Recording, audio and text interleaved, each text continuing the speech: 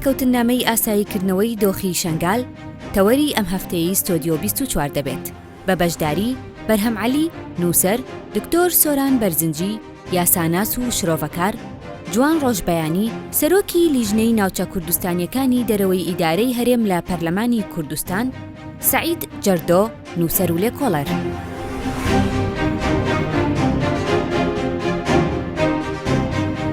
ئەم کاتتان باش. سەرەتای ئەم مانگە و بە دروستی لە ڕۆژی دەی ساڵی 2020 ڕێککەوتنامەیەکی گرنگ و مێژووی لە نێوان هەردوو حکوومەتی هەرێمی کوردستان و حکوومەتی عێراقی فیدڕال بە ئامادەبوون و بە چاودێری نوێنەری سکرتێری گشتی نەتەوەیە گرتووەکان لە بەغدای پایتەختی عێراق واژووکرا و ڕێککەوتنامەکەش لەژێر تایتڵی ئاساییکردنەوەی دۆخی شنگال ئیمزاکرا. هەردووە بە دوای بڵاوبوونەوەی واژۆکردنی ئەم ڕێککەوتنامەیە دەستخۆشی و پیرۆزبایی و هەروەها پێشوازی گرنگ لەسەر ئاسی نێودەوڵەتی لەلایەن نەتەوەیە گرتووەکان و لەلایەن ویلایەتە یەکگرتووەکانی ئەمریکا و بەریتانیا و زۆر وڵاتی تر پشتیوانی ئەم ڕێککەوتنامەیە کرا لەسەر ئاسی عێراقیش بە هەمان شێوە لایەنە فەرمیە حکوومیەکان لە سەرۆکایەتی کۆمار، سەرۆکایەتی حکوومەت، هەروەها لەسەر ئاسی پارێزگای نینەوە و حکوومەتی ناوخۆی نینەواش پێشوازی گەرم لەم ڕێککەوتنامەیە کرا. لەسەر ئاسی کوردستانیش هەر لە سەرۆک بارزانیەوە و هەروەها سەرۆکایەتی هەرێمی کوردستان و سەرۆکایەتی حکوومەتی هەرێمی کوردستان و هەروەها پەرلەمانی کوردستان و هەروەها هەموو حیزبەکان جگەل لەو حیزبانەی کە ممکنە دۆخی شنگالیان بەلاوە گرنگ نەبێ هەمویان پیرۆزبایی و دەستخۆشیان لە هەردوو حکوومەت کرد بۆ واژۆکردنی ئەم ڕێککەوتنامەیە. لەسەر ئاسی جەماوەریش بێگومان خەڵکی کوردستان بەگشتی و خەڵکی ناوچە کوردستانیەکانی دەروی هەرێمی کوردستان بە تایبەتی و هەروەها بە تایبەتریش خوشک و برایانی ئێزیدی و خەڵکی ڕەسەنی شنگال بە تایبەتیش ئەوانی کە تا ئێستا ئاواران هەروەها لەسەر ئاستی کۆمەڵگەی ئێزیدیانیش ناوەندە ئاینی و جڤاکیەکانیش پێشوازی و دەستخۆشیان لەم ڕێککەوتنامەیە کرد. ئەوەی کە تا ئێستا بە تایبەتی بە ڕسمی دژایەتی خۆی یا ڕەتکردنەوەی ئەم ڕێککەوتنامەی ڕاگەیان دەبێت چەند گروپێکی چەکداری سەر بە پەکەکان لە شنگال، هەروەها چەند گروپێکی سەر بە حەشدی شعبین بە هەمان شێوە لە شنگال ئەمانە بە فەرمی تا ئێستا دژایەتی خۆیان بۆم ڕێککەوتنامەیە ڕاگەیاندووە. هەموو لایەکتان بەخێر بێن. بڵێن و نەڵین ئەم ڕێککەوتنامەیە ڕەهەندی سیاسی، دەستوری، یاسایی، ئیداری، هەروەها سەربازی و ئەمنی و لە هەمووشی گرنگتر ڕەهەندێکی گرنگی مرۆییشی هەیە. حەزەکەم لەم بەرنامەیە ئێمە زۆرتر باز لە گرنگی ئەم ڕێککەوتنامەیە بکەین، هەروەها ئەگەر باش جێبەجێ بکرێوەکو ئەوەی کە هەمووان ئەیخوازین جێبەجێ بکرێ ئەنجامە پۆزتیڤەکانی چیە بێ و گەرخوا نەکردە لەمپەر و ئاستەنگی بێتە بەردەم و وەکو خۆی جێبەجێ نەکرێ کێشەکان بە دوای ئەوە چی ئەبن و لەوانەش گرنگتر چێن ئەوانەی دژایەتی ئەم ڕێککەوتنامەیەکەن و بۆچی ئەیکەن، ئایا ئەمە با بڵێن لەبەر بەرژەوەندی خۆیانە، لەبەر بەرژەوەندی خەڵکی شنگالە یاخود بۆ ئەزیندایەکی تر کارەکەن. دکتۆر سۆران، حەزەکەم بەس بۆ بەبیرهێنانەوەی بینەران نەک خوێنەران، بینەران ئەگەر وردەکاری ڕێککەوتنامەکە بە خێرایی باس بکەی کارێکی باش. زۆر سپاس کاک بەرم. بۆ خۆی گرنگە پاشخانی ڕێککەوتنەکەەوە پاشخانی ڕەوشی شنگالمان پێشەوە لە بەرچاو بێ. دۆخی شنگال وەک بەشێک لە ناوچە کوردستانەکانی دەرەوەی هەرێمی کوردستان دۆخەکە معلومە، بەڵام لە پاش ڕووداوەکانی 16 ئۆکتۆبەری 2017ەوە ئەو کاتێک کەیتر ئەو ناوچانە ئەکەونە بنداگیرکاری هێزە عێراقی میلیشایەکان، ئەو قەناعەتە بە نەوعێک لە نەوعەکان ڕەواجی پێئەدراوە، ئەو وەهمە بڵاوە کرایەوە کە ئیتر حکوومەتی عێراقی ئەتوانێت بەبێ کوردستان ئیدارەیەکی باشی ئەم ناوچانە بتا. بەڵام دوای 3 ساڵ ئەوە دەرکەوت کە ئەم وەهمانە نەک بەتاڵن، نەک بەجێ ناگەێنن، بەڵکو تا دێ ڕەوشی ئەو ناوچانە بەگشتی و نەوشی شنگال بە تایبەتی بەهۆی ئەو تایبەتمەندە جوگرافی و سیاسی و کۆمەڵایەتی کە هەیەی ئاڵۆسترە بێ. بۆیە هەموو لایەک سەرنجام بۆ قەناعەتە گەشتن، هەر لەسەر ئاستی حکوومەتی عێراقی و لەسەر ئاستی نەتەوەیە گرتوەکان و لەسەر ئاستی ئەمریکا و دەروجیرانەکانیش تەنانەت کە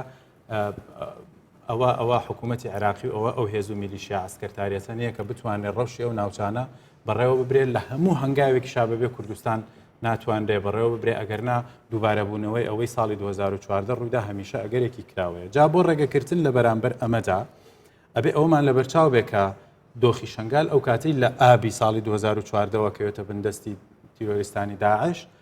بەڵام لە سیانزەی نۆڤمبەری ساڵی 2015 کە ئازاد دەکرێتەوە ئیتر هیچ گرفتێکی دیکە ڕوونادا تەنها ئەوەندە نەبێت کە هەندێک ئاوارە بەهۆی تێکچوونی شوێن و ڕایانەوە نەیانتوانی بگەڕێنەوە ئەگینا لە نۆڤمبەری 2015ەوە ڕەوشەکە ئەگەڕێتەوە دۆخی جارانی خۆی بەڵام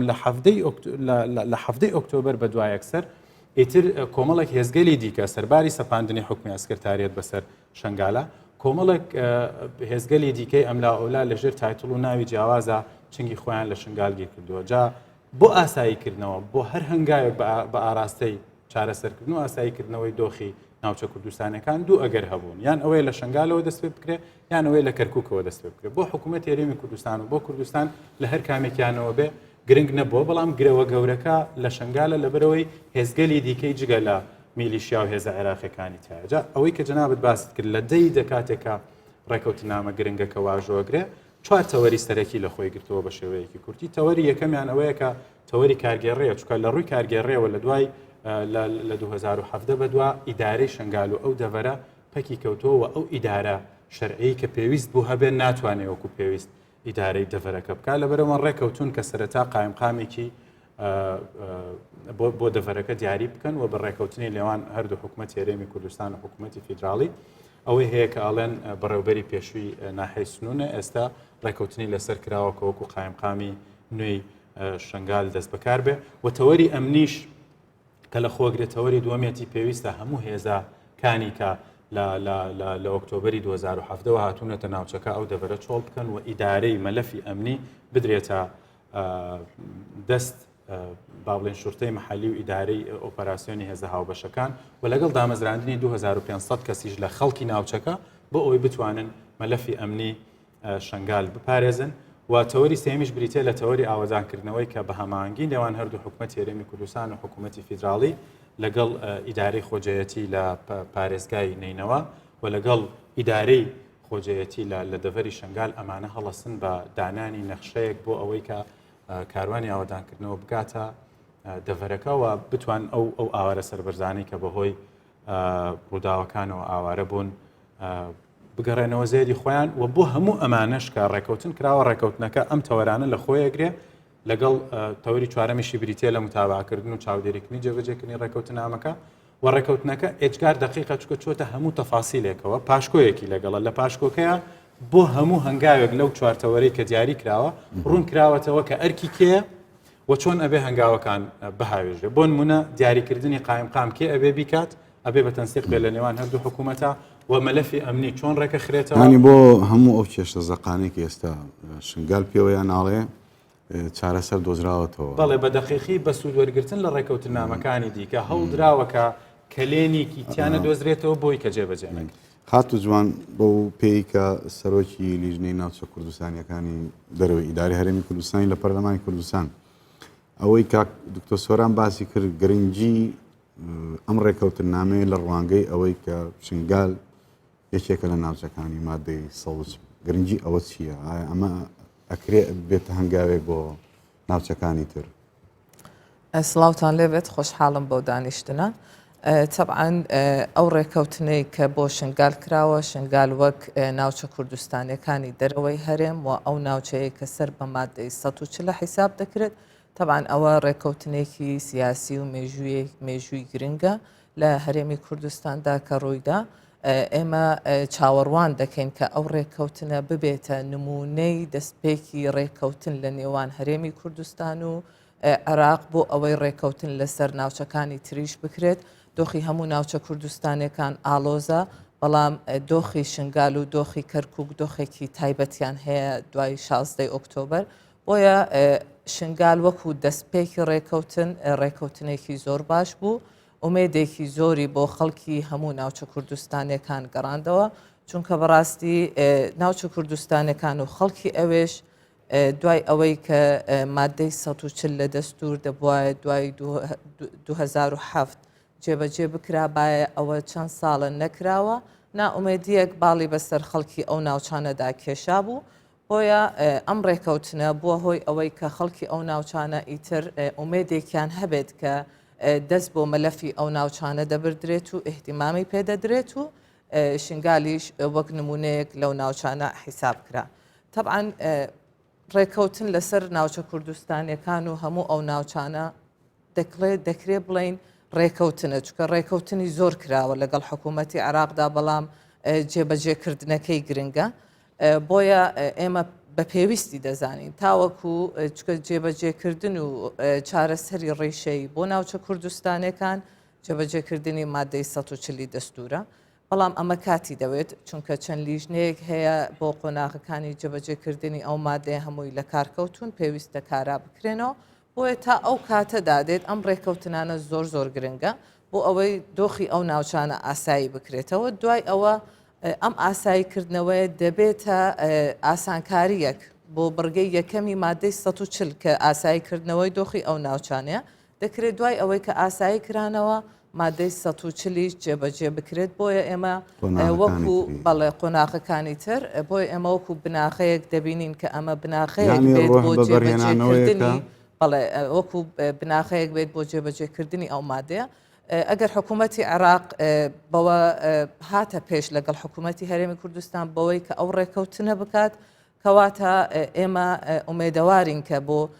جێبەجێکردنی دەستور و مادەی 140 بە هەمان شێوە بێتە پێش، چونکە هاتنە پێشی ئەو مادەیە و جێبەجێکردنی لە ئەستۆی حکوومەتی عراقدایە. بۆ ئێمە هیوادارین کە ئەمە وەکو دەستپێک و وەکو بناخەیەک بێت بۆ جێبەجێکردنی مادەی 140 دەستور. و ئێمە وەکو پەرلەمانی کوردستان و ناوچە کوردستانیەکان لیژنەی ناوچە کوردستانەکان بەجددی لەگەڵ حکوومەتی هەرێم و شاندی دانوستکار لەسەر خەت بووین لەسەر ئەم بابەتە. چەند راپۆرتمان ئامادە کردووە لەسەر ئاساییکردنەوەی دۆخی ئەو ناوچانە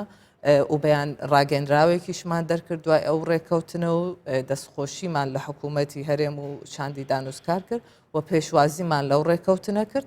ومێدەوارین ئەو ڕێکەوتنە ببێتە دەرگایەک بۆ ڕێکەوتنەکانی تر و ناوچە کوردستانیەکانی تریش. دەستخۆش کاک سعید هەستمان کرد لە ڕێی لێدوان و بە دوواداچوونە ڕۆژنامەوانیەکانەوە، ینی کۆمەڵگەی ئSD ناوەندە جوواکیەکان، ناوەندە باڵا ئاینیەکان، ئۆفیسی میر، هەموو ئەمانە و ئاوارەکان پێشوازێکی گەرمیان لەو ڕێکەوتنامەیە و دڵخۆشی خۆیان دەربڕی و هیوایان خواست، هیوای زۆر گرنگیان هەبوو. ئەو ڕەزامەندی و پێشوازیە لە چیەوە هاتبوو؟ بەڵێ پێشەکی سپاس. من هەوڵ دەدەم وەڵامدانەوەم بە کورمانجی ژوورو بێ نزیک لە کورمانجی خواارو بۆەوەی پەیام بگاتە بینەرانی هەر زۆر خۆشحاڵین بە شێوەزاری خۆتان قسە بکەن. هەلبەت میر و جڤاتا ڕوحانی بنگە هێلالێش ئاوارە زۆربەی ئێزیدیا پێشوازیەکە گەرم لێ ڕێکەفتنێک گرژ بەر چێژ بەر 6 ساڵت ئاوارە بوونێ کەمپێت ژیارەکە گەلەکە بزەحمەت ببیە سەر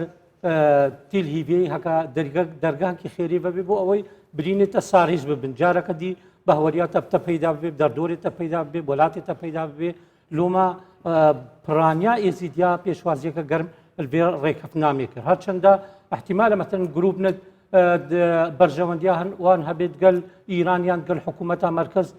چه حەشد شعبی بنیان پەکەکەی باحتیمالە بەرژەوەندی دوان تێک بچن هەکە ئەف ڕێکەفتنامە هاتە جێبجێکردن لۆمە وانچی هەوڵدا ئەو لایەنگرێت خۆ پەیدا دەرێخن ڕێکا سوسیال میدیاویان بڕێکا کەنالی تەلەڤیزیۆنی بێ ڕەتبوونا خۆیان ڕەفزاخوا بێ ڕێکەفتنامێڕە دیار بگن چرا دیان بێ ڕێکەفتنامێ ڕەزامەندیاخوا سەر نەدنج بەر بەرژەوەندیان تێکتچە هەلبەت هەکە ڕێکەفتنامە هاتە جێبجێکردن بێ حەشد الوێ دەبەرێدە نەمینی و حەشدجی ئەمزانن الوەختەکیش قۆناغەکێدا بریارە ئامەرجەعیە حەشد درست بوو دا بەرەنگاری ئیداعش ببێ مادەم داعش نەما ئیدی فەرە حەشد بەگەڕیا باشووری بلا بەگەڕیا باشووری عێراقی وەکو هێزەکە یەدەک بمینێ ئەگەر جارێکی مەترسی درست بوو بلا دیسا هەر دەبەرەکە مەترسی لێ درست بوو بلا دیسا ڕۆلەوی هەبێ بەس بلال وان دەبەرادە نەمینێش بەر ئەو دەبەرەت حساسن و وان هێزا الوان دەبەرادە قبول ناکرد پەکەکەش بە هەمان شێوە ینی جارە بەری کە هاتن مەگۆت وەکو هەلوێستێکی نەتەوەیەتی هەلوێستێکی مرۆڤایەتی مە پێشوازی پەکەکە کرد و جوامیرە شەهیدن چیدان مەگۆت سەحەتاوا خۆش بوێ ئەوێ مەگۆدوێل بن فەرمانە وەزارەتا پێشمەرگا کوردستانی دەبن و هەر گاوا ئەرکێوان جیبجی بوو ئیدیوێ بەگەڕینە ئەمەدانە ئاخەباتەخوا درست الباکووری کوردستانی بەس مخابنی بە برادریت پەکەکە چێش خۆ بن یان هەندانە ئیران بن دوێن وەکو هێزەکە داگیرکەرە لێ دەبەرێ بمینن دیمە دوێن ئەو دەڤەر یاسا تێدا نابەرقرار بێ دوێن نەوع فەوضەیەک هەبێ هەلبەت احتیمالە ئیران ئەجندایەت خۆی تایبەتی هەبن تزانی وێ ڕێکەی وەکو ڕێکە هەلال شیعی دەستنیشان کردیا شنگال وەکو نقطەیەکە استراتیژی دەستنیشان کردیا هەکەکار بێ شنگاڕە دەرباسی سووریا و لوبنان بێ و ئەجنداتێت خۆی تایبەت جێبجێ بکە لێ پڕانیا خەڵکی ئێزیدی چ ئاوارە چ مەگوت مەرجعیاتی ئێزیدیا چ میر چ بابێ شێخ چ بنگە هێلالەشی ڕۆشنبیری چ نخەبێت ئێزیدیا هەموو پێشوازیەکە گەرم لێ ڕێکەفنامێکن بووە هیوایە هەکە برینێت ئێزیدیا ئێت هەکە تووشی جینۆساید بووین جارەکە دیبێنە ساڕێژکردن و کاربن ژیارەکە سەرفرازل وڵاتی خۆدە ببنە سەر دەستخۆش من وەکت لە سەرەتای بەرنامەکەش باسم کرد ینی ئەو ڕێکەوتن نامەیە ئەو بوارانەی کە دکتۆر سۆرانی ڕوونی کردەوە یان هەر بێک لە خۆیان ڕەهەندی تایبەتی هەیە یعنی ئەتوانی بڵێ لە ڕووی ڕەهەندی دەستوری و سیاسیەوە ئەم خاڵانەی تیا خوێنرێتەوە ینی یەکەم ئێستا لەم کاتەیە وەک جوانخانیش باسی کرد لەم کاتەیە هەموو نزیکبوونەوە و لێک تێگەیشتن و گەیشتن بە ڕێککەوتن و واژۆکردنی ڕێککەوتنێک لە نێوان حکوومەتی هەرێمی کوردستان و حکوومەتی عێراقی فدرال گرنگە جانە خاسمە ئەوە بۆ پرسوباسێکی وەکو دۆخی شنگال بێ کە گرنگیەکی زیاتری ئەبێ جا لەسەر و ئەوەشەوە کە نوێنەری سکرتێری گشتینەتەوەی گرتوەکان بەخۆی بە شخصی لەوێ لە ناو ڕێوڕسمی ئیمزاکردنەکە ئامادە بوو ئەوش گرنگیی تایبەتێ ئەو پێشوازیە نێودەوڵەتی جلهێزان بە تایبەتی ئەو وڵاتانەی کە ڕۆڵ و دەستیان هەیە لە ناو عێراقا کە پێشوازیان لێ کرد ئەمەش بۆ خۆی لایەنێکی گرنگە دووهەم هەر لە ڕووی سیاسیەوە گە تۆ لێکی بیتەوە ئەوەی جۆرێک لە گەشتبینیت لا دروستەکە ئەوەی کە حکوومەتەکانی پێش مستەفا کازمی لە عێراق نەیان کرد ئەم حکوومەتە بە سەرۆکایەتی مستەفا کازمی کردی جارێ هیچ دیار نییە ئام ڕێککەوتنە چەند جێبەجێ بەڵام لایەنی کەم جۆرێک لە گەشتبینی مانایەتێ بەوەی کە ئەم حکوومەتی عێراق ئەم حکوومەتە ئێستا نیەت و نیاز و ئارەزوێکی هەیە بۆ چارەسەری دۆخی شنگال سێهەمین شتی گرنگ ئەوەیە شنگال هەم کەسێکی سیاسی هەم کەسێکی مرۆییە کەیسە سیاسیەکە حتا مرۆیەکەش لەم ئاخرە هەمووی لەبیر کرابوو ینی قەزەی شنگال قەزەی یەزیدیان بە تەواوەتی لەبیر کرابوو ئەم ڕێکەوتن نامەیە جۆرێک لە زیندووبوونەوەی بەم قەزەیە بەخشی لایەنێکی تری گرنگ دیسان لە ڕێی قسەکانی جوانخانەوە بیر بکەوتەوە ئەوەی ئێمە بۆمان دەرکەوت بە پێی ئەزمموی خۆمان پێی ئەزمموی ئێمە و عێراق دەرکەوت کە جێبەجێکردنی مادەی 140 بەو میکانیزمی لەناو دەستورە دیاری کراوە بە یەک پاکێز لە خانەقینەوە تا شنگال قورسە کارێکی ئاستەمە و لەمپەری زۆرە چونکە هەر یەک لەم ناوچانە سەیر کە بزان تایبەتمەندی شنگال چەند جیاوازە لە شوێنێکی وەکو خانەقین لە کەرکووک لە مەخمور جیاوازە بۆیە گرنگە ئەمە بێتە دەستپێکێکی باش بۆی ئێمە کەیس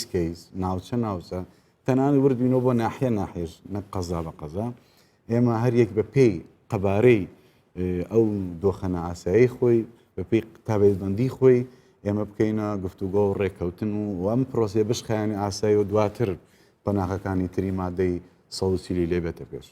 لەوە گرنگتر بەشداری نوێنەری UN دیسان ئەوی جۆرێک لە گەشتبینیە کە لەسەر ئاسی نێودەوڵەتیش ئەم قەزەیەکە جێی بایەخلایەوە ئەجا ئیتر ئەم وڵاتانە ئەمریکا و بەریتانیا ئەوانە بە پێی بەرژەوەندی سیاسی خۆیان ئەم پێشوازیان کرد ئەمە هەردیسان گرنگە ئەوەی کە بڵین ئەم کەیسە بەلای ئەوانیشەوە کەیسی گرنگە لە ڕووی ئەمنیەوە ڕەهەندی ئەمنی ئەو ڕێکەوتنە دوو خاڵی زۆر گرنگەیە یەکەمین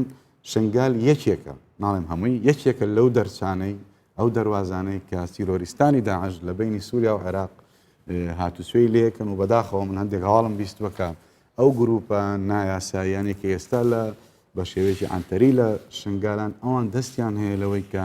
هەندێک چەکدار لە چەکدارانی تیرۆریستی داعش بە قاچاق ئەهێنن بەم دیوای هێنن بە دیوی شنگالە بەداخەوە ئێستا لە شنگال واقعێکی زۆر تاڵ دروست بووە ئەو ماڵە ئەوانەی کە تاوانی ڕەفاندنی ژن و کچی خوشکانی ئێمەیان کرد لە شنگال ئەوانەی ئێستا بە ئازادی زۆربیان ئەسوڕێنەوە لە ناو شنگال بە ماڵ و ئاویلە و ژیانێکی ئارامی خۆیان کەچی ئەو ماڵە یەزیدیانەی کە ئەو تاوانە گەورانیان دەرحەق بەوان کراوە ئێستا ئاواران و لە کەم پاژین و هیوادارم ئەم دەرچەیە نەمێنێ یەکێک لە دەرچەکانە گیرە لایەنی کەم لە بینی سووریا و عێراق ئەوی ترکە لە ناو ڕێکەوتنامەکە بە وردی هاتووە کاڵێ ئەو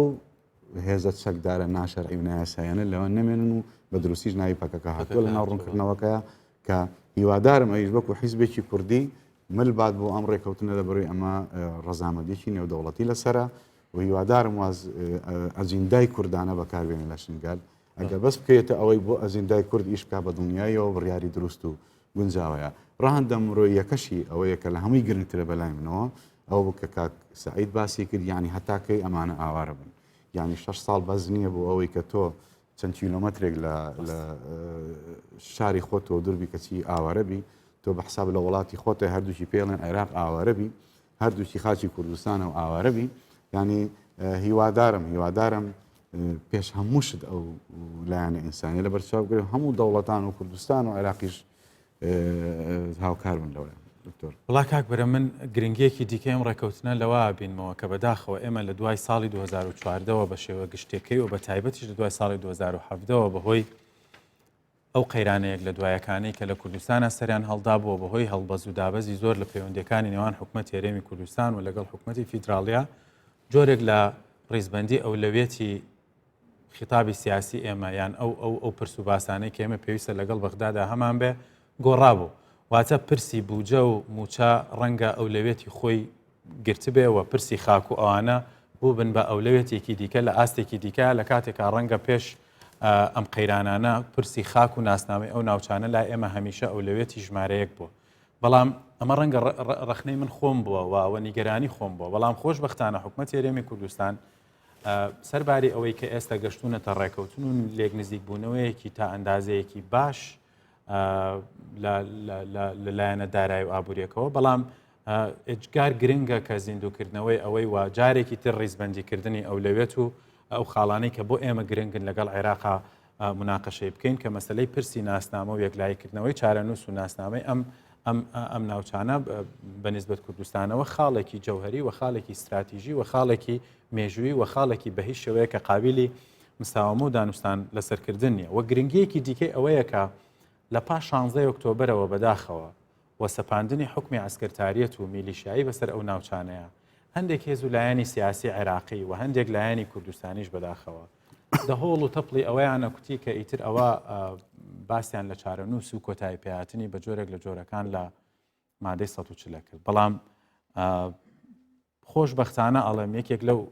ڕەنگە هەر تاکە ئیشی باشی دادگای ئیتیحادی عێراقی بێکە دەرحەق بە کوردستان و پرسی کوردی لە پرسی کوردستان لە عێراقا کردبێتی ئەوەیە کە ئەو بڕیارەتی لە سی تەموزی ساڵی 2019 کە بڕیارێکی فیدراڵی دەرچووە کە ئەڵێت بە هیچ شێوەیەک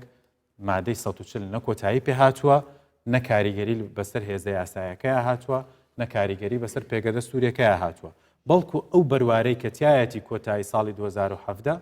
ئیلتیزامێک بوو لەسەر دەسەڵاتی جێبەجێکردنی ئەو کات کە پێویست و جێبەجێ بکە کە جێبەجێ نەکرد بە حکمی قانونیش هەمیشە بەرپرسیارەتی حکوومەکان وەکو میرات بۆ یەکتری ئەمێننەوە واتە بەرپرسیارەتی ئەم کابینەیە ئەچێ بۆ کابینەیەکی تر بەرپرسیارەتی حکوومەتەکەی جعفەری بوو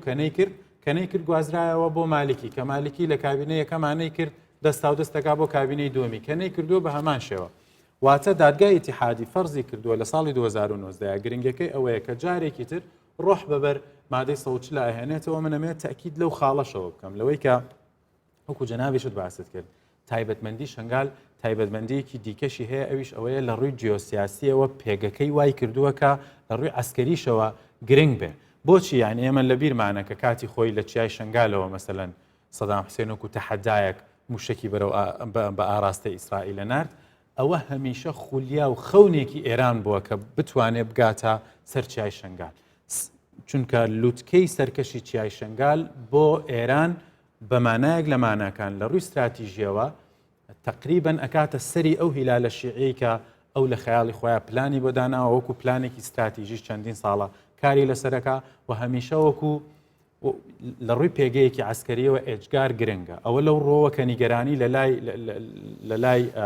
لای نارانی ئێرانیا ئەو دەوڵەت و ئەو لایەنانەی کە ئێران بۆ سەربەرژەوەندەکانن مەترسین حاڵەتە و بە هەمان شێوەش لە ڕووی تایبەتمەندێتی کۆمەڵایەتیشەوە کە زۆرینەی هەرە زۆری ڕەهای دانیشتوانەکەی کوردی ڕەسەنی ئێزدین ئەمانە هەمیشە بە دوو جار بە ئامانجگیراون یعنی ئێمە بینیمان لەلایەن تیرۆریستانی داعشەوە بە ئامانجگیراون لەبەر ئەوەی ئێزدین و کوردن و بە هەمان شێوە ئێستش جارێکی تر لەبەر ئەوەی کە ئێزدین و کوردن و ئەمانە باجی کوردبوونی خۆیان و باجی ئێزدیبوونی خۆیان دوو قات و سێ قات و چەند قات داوە بە درێژایی مێژوش هەمیشە ئاواهی بووە هەر لەبەرەوە ئێجگار گرنگە ئەو پەیامەشی کە بەڕێ سەرۆکی حکوومەت هێرێمی کوردستان ڕایگەیانەوە ئەڵێت ڕێکەوتنامی شنگال دەست پێکێکە بۆ جێبەجێکردنی مادەی 140 واهەیە ئەمە لە ڕووی قانونی و دەستوریشەوە دقیقا لەبەرەوەی کە یەکەم هەنگاوی جێبەجێکردنی مادەی 140 کە دانراوە بە ئاساییکردنەوە دەست پێەکە جا ئەم ئاساییکردنەوە بۆ ساڵی 2004 کە یەکەم جار لە قانونی کاتی دەستوری کاتی عێراقا جێگیر کراوە لە مادەی 58 پاشان گۆڕدرا بۆ مادەی 140 دەستوری هەمیشەیی بۆ ئەو کات زەمن و چەمکی ئاساییکردنەوە ئەوە بوو کە ئەو تعریب و بەهۆی تعریب و تەرحیل و سیاسەتە شۆڤێنیەکانەوە کە لە گۆڕینی ناسنامە لە گۆڕینی دیموگرافیا و جوگرافیا ئەو ناوچانە ڕووی داوە ئاسایی بکرێتەوە اینجا دەست بۆ هەنگاوی دووەم ببرێ کە مەسلەی سەرژمێری و اینجا ڕێفراندەوە بەڵام لە حاڵی حازرا بەس ئەو خاڵە کاک بەرەم ئەگەر ئیجازە بفەرمووی لە حاڵی حازرا چەمکی ئاساییکردنەوە کە هەنگاوی یەکەمی جێبەجێکردنی مادەی 140 گۆڕاوە واتە سەرباری ڕاستکردنەوەی ئەو تێکدانانەی کە لەسەر دەسەڵاتێک لە دوایەکەکانی عێراق لە سەرەتای شەستەکانەوە تا ساڵی 2023 کرابوون ئێستا ئەبێ ئەو تێکدانە ئیداری ئەو تێکدانە جوگرافی ئەو تێکدانە دیموگرافی کە لە دوای ئۆکتۆبری 2017ەوە کراون جارێکی تر بەم هەنگاوانە بگەڕێنەوە تەنانە دە و عەرەبانەشی کە لە قۆناغێک لە قۆناغی عەرەبی هاوردا بە تایبەتی لە کەرکووک کە پارەشیان وەرگرت و چونەوە شوێنی خوان ئێستاوە هەمویان بە کۆستەر و لۆریە گەڕێنەوە و خەڵکی ئەو ناوچانەش کوردی ئەو ناوچانش بەداخەوە مەگە بتوانن بە خاکە ناز مقاومە بکەن ئەگەر ناشتێکیکیان نییە خاتو جوان ئێستا ئەوەی کە جەنابەت ئاگادار بی چی لە ئارادایە چیتر لە ئارادایە بۆ ناوچە کوردستانیەکان بەگشتی لەکوێ هەوڵ هەیە ئەوەی کە ئەکرێ بۆ میدیا باسی کەی ئەوە گرنگە دووهەمیش ئەگەر لە حاڵێکە ئەم ڕێکەوتنامێ عەرقەلەی تێکەوە ئاستەنگی تری تێکەوە ئەم لیژنەی ئەوە ئەتوانێت چ ڕۆڵێک ببینیان طبعا حکوومەتی هەرێمی کوردستان لەگەڵ پەرلەمانی کوردستاندا ئێمە هەماهەنگین هەمیشە وەکو پەرلەمان وەکو لیژنەی پەیوەندیدار لەسەر دۆخی ناوچە کوردستانەکان هەفتانە ئێمە راپۆرتمان ئاڵوگۆڕ دەکرێت و قسە لەسەر ڕەوش و ئاساییکردنەوەی دۆخی ئەو ناوچانە دەکەین ئێمە ئومێدەوارین ئێوە هەم لە بەرنامەی کابینەی نوێی حکوومەتی هەرێمدا هاتووە ناوچە کوردستانەکان دەبێت ئاسایی بکرێتەوە هەمیش لەو گفتوگویانەی کە جەنابی سەرۆکی حکوومەت لە 5 ئامادەی دانیشتنی پەرلەمان بوو جەختی لەوە کردەوە کە ئەولەویەت لای ئەوان ئاساییکردنەوەی دۆخی ناوچە کوردستانەکانە بۆیە ئێمە هەنگاوی باشتر لە ڕێگایە بەرەو هەنگاوی باشتر و ئاسایی بوونەوەی دۆخی ئەو ناوچانەی زیاتر دەڕۆین ئەوەیەک لە خاڵەکان خاڵێکی تر سەردانتان بۆ ناوچانە هەیە ئێمە هەند ئەو ناوچانەی کە دۆخی ئەسکەرتاریەتە و دۆخێکی سەپێنراوە ئێمە وەکو کورد سەردانی ئەو ناوچانەمان نەکردووە چونکە تەنانەت نووسنگەکانی پەرلەمانیش کە لەو ناوچانەدا هەمووی فەرهود کراوە لەوێ نەماوە ئێمە هیچ ئەوەی لە ڕووی ئەمنیشەوە ئەوە نیە دوای ئێمە باوەڕمان بۆ دۆخە ئەسکەرتاریەتە نییە هەتا ئێمە بڕۆین سەردانی ئەو شوێنە بکەین بەڵام سکاڵای خەڵکی و ناوچانەتان بۆ دێن ڕۆژانە خەڵک چ بە ڕێگای تەلەفۆن بێت چ بە ڕێگای سەردانیکردن بێت بۆ لیژنەکەی ئێمە سەردانمان دەکات سکاڵایان راپۆرتیان هەمووی دەگاتە دەستمان خەڵکی ئەو ناوچانە داواکاری ئەوان ئەوەیە کە هێزی پێشمەرگە بگەڕێتەوە ئەو ناوچانە ئەوان جگەلەوەی کە مادی و معنەوی تێکشکاون زەرەرمەندن بەڵام دەڵێن هیچمان ناوێتەوە بەڵام تەنها گیانمان سەلامەت بێت و هێزی پێشمەرگە بگەڕێتەوە یەکێک لە ئەولەویەتی گفتوگۆکانمانە لەگەڵ حکوومەتی هەرێمی کوردستان چونکە بەڕاستی ئەوان بەبوونی هێزی پێشمەرگە هەست بە ئارامی دەکەن لەو ناوچانەوە دەتوانن بگەڕێنەوە. دکتۆر تۆ باسی ئاوارەکانی شنگالت کرد کە لە 2015 بۆچی نەگەڕانەوە شنگال. طبعاً کە هێزێک نەبێت لەوێ پارێزگاری لە گیانی ئاوارەکانی شنگال بکاتەوە بە هەمان شێوە ئەو ئاوارانەی کەرکووکە ئێستا لە ماڵ و حاڵی خۆیان نەماون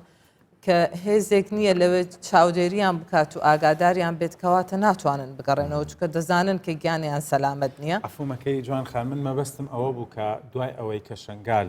لە سەردەستی هێزی پێشمەرگەی کوردستان لە 13 نۆڤەمبەری 2015 ئازا دەکرێت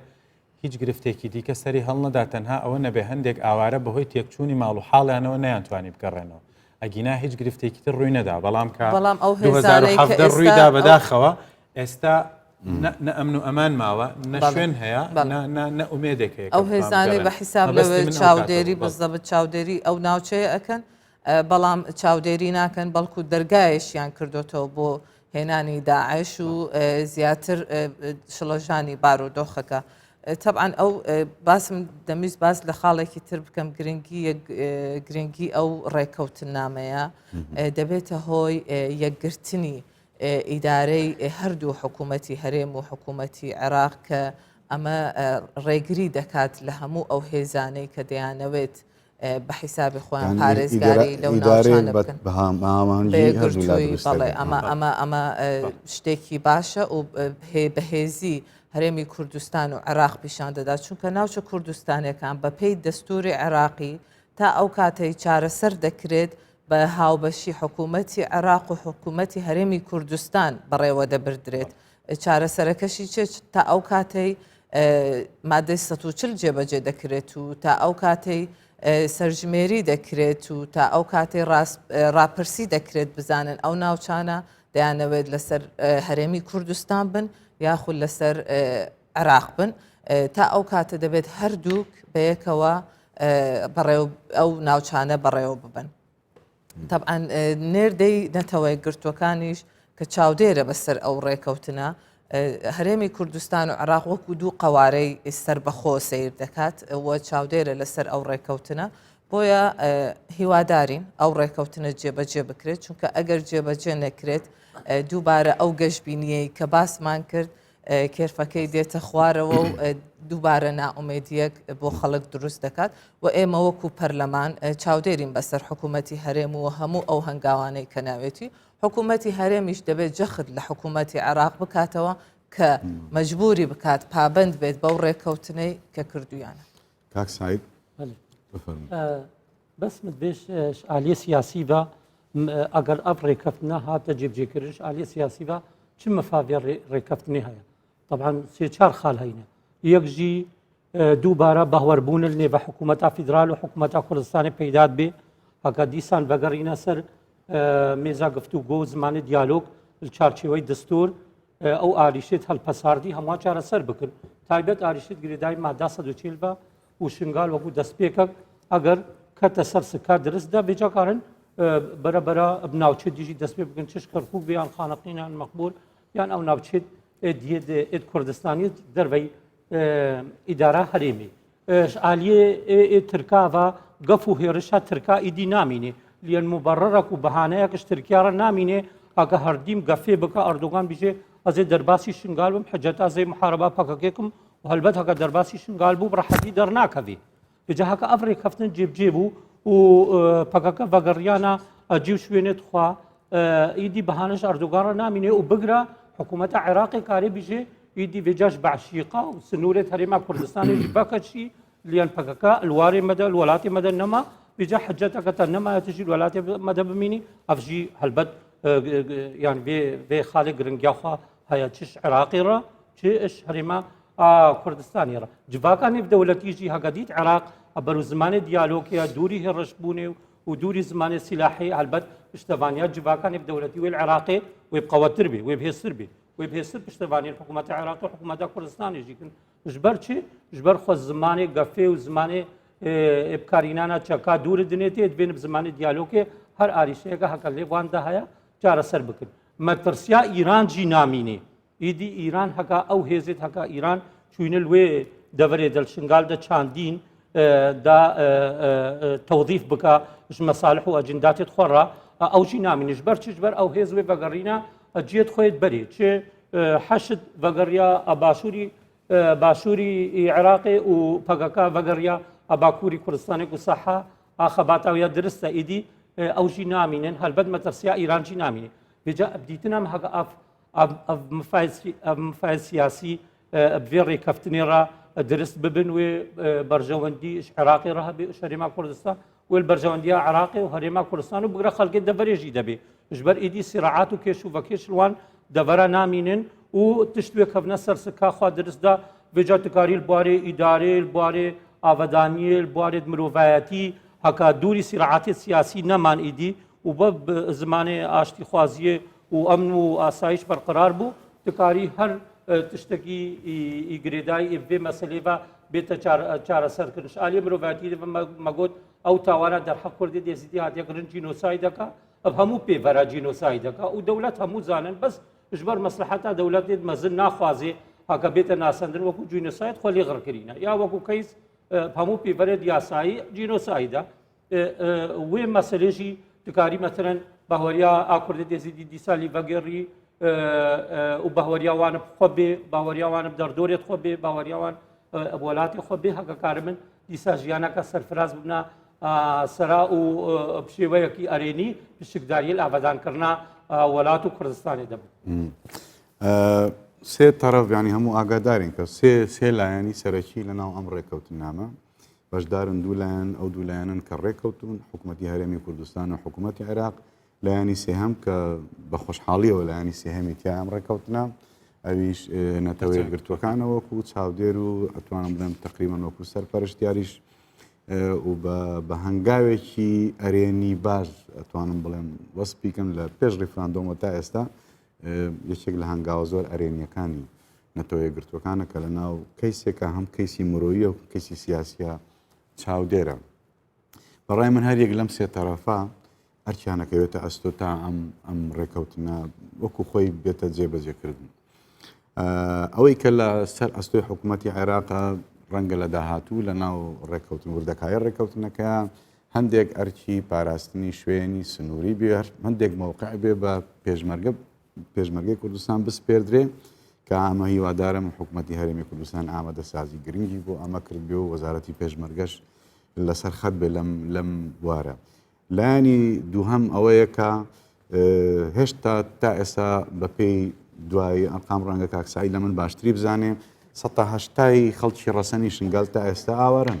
نەگەڕاونەتەوە شوێنی خۆیان لەبەرەوە حکوومەتی هەرێم ئەتوانێت باشترین ڕۆڵ بینی لەوەی کار ئاسانی باش بکە بۆ گەڕانەوەیکی سەربەرزانە گەڕانەوەیەکی پڕ دڵنیایی گەڕانەوەیکی پڕ ئارامی بۆ خۆشکوبرایانی ئێزیدی کە بێگومان لە خانەقینەوە تا شنگال هەموو هەر خاکی خۆیانە بەڵام ئەوەی کە لە زێدی خۆی دێتە دەرەوە ئەزانێ ئازارەکە چییە ئەوی لە زەویزاری خۆی لە ماڵی خۆی دەرەکرێ ئەو کەتە ئەزانێت کە ئەو ئازاری ئاوارەی چەند سەختە کە ئەتوان بڵێن هەرچوا بەشی کوردستان دیبیانە ئەتوانێت لەمە ڕۆڵێکی گەورە بینێ حکوومەتی هەرێم ئەو ئەرکانی کە لە ئەستوێتی لەوەی کە ڕەنگە خوانە کردەوە دۆخێک بێتە پێش هەندێک لەو خوشکوبرایانیانێ بگەڕێنەوە دیسان ئەبێ لێرە وەکو خاکی خۆیان وەکو وڵاتی خۆیان باشترین خزمەت بکرێن تا ئەو وەختەی دڵنیاییان لا دروستە بێ و ڕێکەوتنەکە عەقلیانی گرێ بڕۆنەوە خاڵی سێم ئەوەیە کە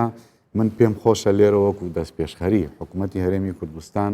کە هاتە سەر قۆناغی ئاوادانکردنەوەی کوردستان حکوومەتی هەرێمی کوردستان خۆی دەست پێشخەری بکە هەم ئەوەی بە پێی توانای خۆی پێی توانای ئابووری خۆی بەشدار بێ لە ئاوادانکردنەوەی شنگال پرۆژەی گرنگ جادەوبان لە هەر شتێکی گرنگە کە بۆ شنگالی بکە زۆرە لەم کاتەیە شتی گرنگە بکرێت بەڵام پێشنیاری بەستنی کۆنگرەیەکی نێودەوڵەتی لەسەر ئاستی جیهان بۆ ئاوادانکردنەوەی شنگال لەبەر هەموو ئەو تایبەتمەندیانی کە هەمومان لێرە باسمان کرد کۆنگرەیەکی نێودەوڵەتی گرنگ بۆ ئاوادانکردنەوەی شنگال بکرێ و حکوومەتی هەرێم توانا و پەیوەندی دیبلۆماسیەکانی خۆی بخاتە گەڕ لەگەڵ وڵاتان لەگەڵ کۆمپانیا گەورەکان لەگەڵ ڕێکخراوە مرۆڤ دۆست و ڕێکخرا ئاوادانکاریەکان کە بێن لە شنگال پرۆژەی گرنگ جێبەجێ بکەن ئیدی لە بواری ئاوادانکاری و زانستی و کولتوری هەموو شتێکەوە گرنگە ئەوەی لە ئەستۆی حکوومەتی عێراقەکە من بە بڕای من بەشێکی زۆری تۆپەکە لە گۆڕپانی حکوومەتی عێراقە ئەرکەکانی قورسە بەڵام ئەکرێ جێبەجێ بکرێ یەکەمین شت ئەبێ حکوومەتی عێراق پێش هەموو شتێک دروستکردنی دڵنیایی بۆ گەڕانەوەی خوشکبرە ئاوارەکانمان ئەوەیە کە تۆ ئەم هێزە ناشەرعیانە ئەبێ لا بدەیت ئەگەر خۆی حکوومەتی عێراق پێی نەکرا ئەگەر ئەوان نەهات نەژێرباری چوونە دەرەوە لە شنگال حکوومەتی عێراق هەوڵ بە خۆی بیکات ئەگەر خۆی پێی نەکرا هەوڵ بە لەڕێی ئەو وڵاتە زلهێزانەی کە UN و وڵاتە زلهێزەکانی کە پشتیوانی ئەم ڕێکەوتن نامەیە کرد و پێیان خۆشە جێبەجێ بکرێت ئەوانە هەوڵ بن لەگەڵم هێزانە بچنە دەرەوە بۆی کە دڵنیایی تەواو ینی خێزانێکی شنگالی کە ئێستا لە کەمپێکە ئاژی لە دهۆک ڕەنگە کێشەی خواردن و هەموو شتێکی هەبێ بەڵام ئەگەر تۆ بینێری تۆ بە شنگال و سبەی چاوەڕێ ئەوە بە یەکێک کسەکەی بەرێت دیکا بە چەکدار یا مناڵێکی 10 ساڵی بەرەبیات چەکدار ئەو تۆ چه دڵنیایەکە بۆ دروست کرد یاخود کابراایەکی حەشت بێت زەویەکەی داگیر کاتەوە یا پیشەک قەناز بنێ بە تەنکی شوێنە زراعیەکانی کۆکو ئێستا هەیە ئەوە چه دڵنیاییەکە ئەمە زۆر گرنگە دووهەم حکوومەتی عێراقیش ئەبێ بە هەمان شێوە بە هەمانجی لەگەڵ نەتەوەیە گرتوەکان باشترین شوێن بۆ ئاوارەکان دابین کا بۆ گەڕانەوەیان خواردن پێداویستەکانی تر لایانی گرنگی تر ئەویش ئەوەیە کە ئەویش لە ئاوەدانکردنەوەی شنگالە ڕۆڵی کارە بجێڕێ حکوومەتی عێراق بە پێی توانەکانی خۆی هەروەها ئەویش توانێت ینی با بڵین پەیوەندیەکانی خۆی بخاتە گەڕ بۆ ئەوەی لە زلهێزەکان داوا بکە بۆ ئاوەدانکردنەوەی شنگال ئەوەی کە ئەکەوێتە سەری و ئێنیش تەمان جگەل لەو ئەرکێکی تری حکوومەتەوەی کە دکتۆر سەران باسی کرد پڕکردنەوەی بە زووترین کاتی بۆشایە ئیداریەکەی کە لە شنگال دروست بە هیوادارم دوای بە ئەم بەرنامەی ئێمە تەواو بوو بێ و مشکیلانە و ئەو پۆستانەوێ پڕ بکرێنەوە ئەو بێ ڕۆڵەی شنگال بن خەڵکی شنگال بن و دامەزراندنی ئەو 2500 کەسێک کە بۆ هێزی ئەمنی لە بری ئەو چەکدارانە دێنە پاراستن بۆی بۆ پاراستنی شنگال دا ئەمەزێنرێن و گوایە بێ 1500یان لە ئاوارەکانی شنگال بن و هەزاریشیان لەوانم کە ئێستا لە شنگالە ژین ئەمە گرنگە پاشان سێهەمین ئەوەی لەسەری و ئێنیشە ئەرکە مرۆییەکەیە و ئەگەریش ئەویش ئەتوانە ڕۆڵ بینێ ئەگەر ئەو هێزانە با بڵێن بە قسەی خۆش بە نەرمی شارەکەیان بەجێ نەهێشت ڕۆڵی خۆی بگێڕێ بوو بەرە دکتۆر ناوبڕێکمان هەیە بەڕێزان بۆ ماوەیەکی کەم وچانێکی کورتین ناوبڕێ گەڕۆین و پاشان دەگەڕێنەوە بۆ درێژەدان بە گفتوگۆ.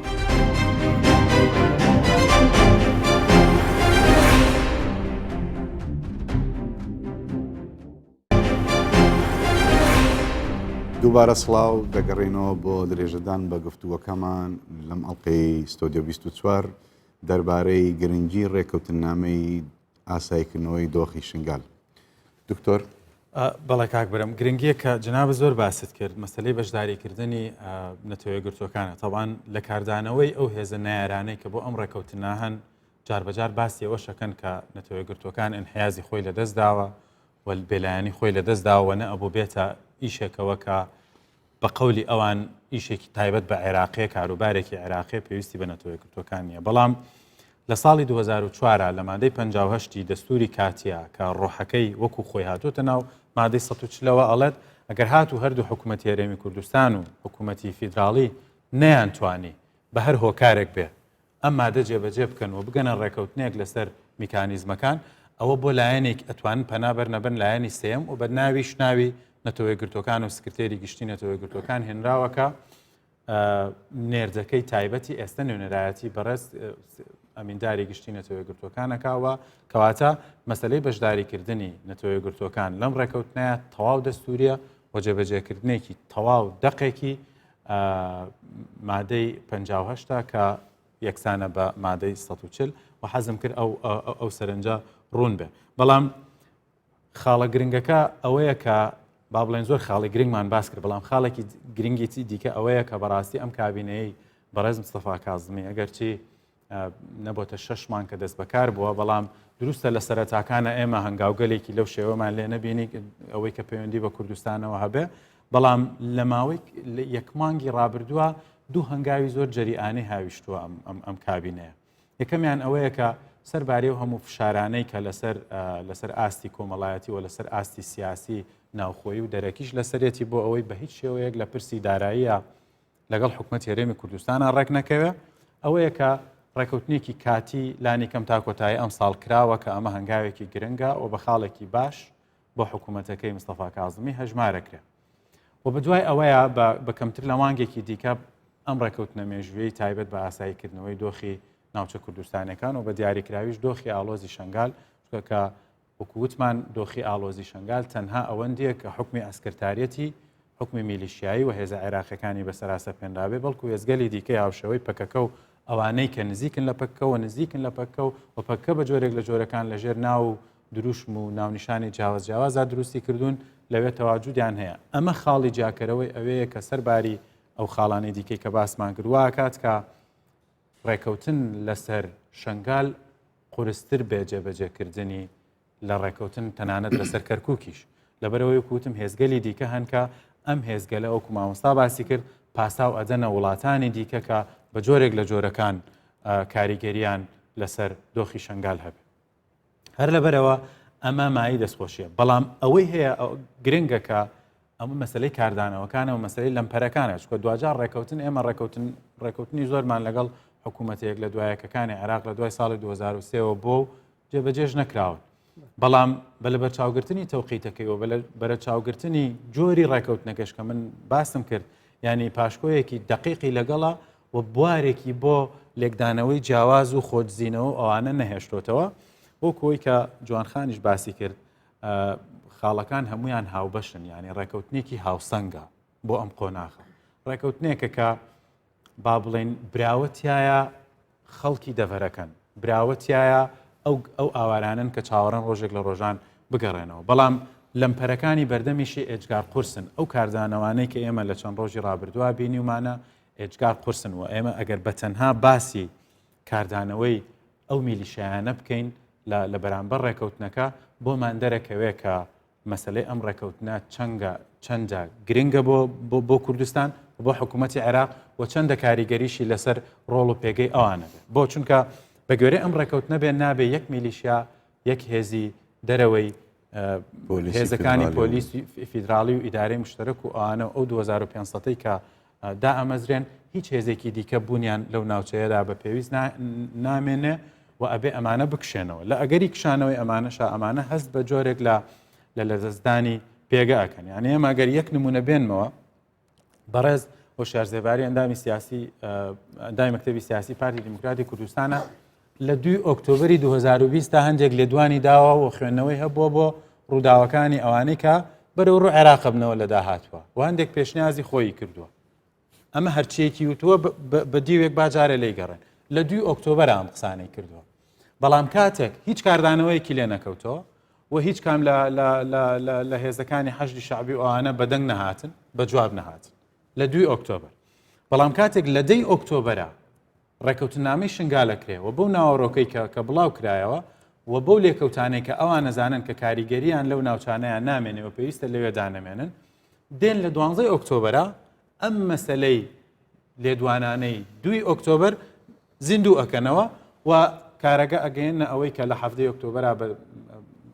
بەداخەوە ئەگەێنرێتە ئەوەی کە بێڕێزی بەرامبەر بە شکۆمەندی کوردستان بکرێت مەبەستەکەی من ئەوەیە کاک بەرهەم مەسلەی ئەو هێزانە بە جۆرێک لە جۆرەکان بەو زهنیەتەی کە هاتوونەتە ئەوێ مەسەلەکە بریتی نییە لە شنگال بەتەنها مەسەلەکە مەترسی دروستکردنە لەسەر کوردستان ئێمە بینیمان ئەمریکا هەڕەشەی داخستنی باڵێزخانەکەی لە بەغداکە هێزە میلیشیاکانی حەشدی شعبی لەو دەڤەرەوە موشەکە ڕاستی هەولێرەکەن و پەیام ئەنێرن ڕێکەوتنامە لەسەر ڕێکەوتنامە بۆ ئاساییکردنەوەی دۆخی ئەو ناوچانە ئەکرێ ئەوانە چەند لە بەغدا دەستدرێژیەکەنە سەر بارەگای حزبێکی سیاسی کوردستانی و ئاڵای پیرۆزی کوردستان دەستدرێژی ئەکەنە سەر و ئەیسووتێنن و لەوێدا دروشمی ڕەبتی ئەکەن بە یەکەوە و دروشمی ئەو دروشمانەی کە خۆیان چەند ساڵە ئەیڵێنەوە ئەی بڕن بە باڵای کوردستان خۆش دکتۆر جوان خان یەک جەنابیشت